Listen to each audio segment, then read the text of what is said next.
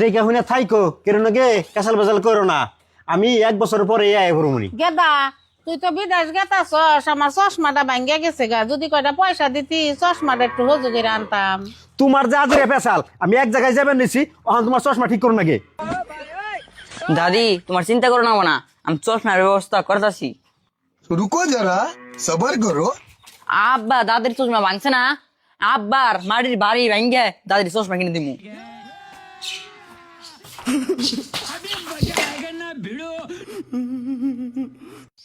যাই এখন চশমা টিয়া হইছে। মজা আয়া। দাদি দাদি এই যে আমার পছন্দ মতে তোমার এই চশমা নিয়ে আইছি। চশমাটা চোখে দিয়ে দেওয়া ঠিকঠাক দেখনি? ও বউ, আমি দেখতাছি। হ দাদু ভাই, আমি ঠিকঠাকই দেখতাছি। আর দাদি আব্বা তো তোমার চশমাটা ভাঙছে, তার জন্য আব্বারে কোনোদিন অভিশাপ দিও না।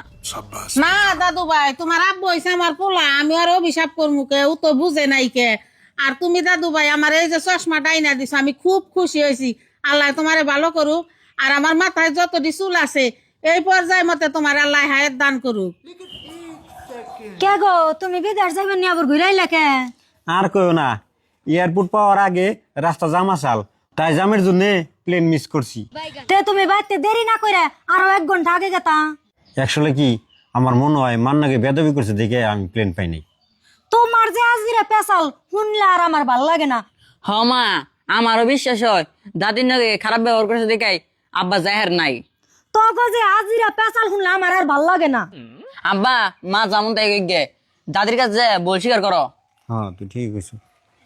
গেদা ঘুরাইছস কে? আর কইও না মা, প্লেন মিস করছি। আর তোমার নাকি যে আমি বেদবি করছি চশমা নিয়ে, তার জন্য তুমি আমার মাফ করে দিও।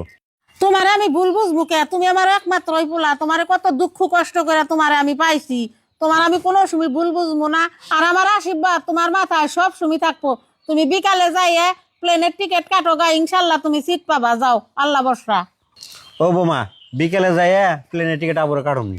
ও বউ যাও। समझ रहे हो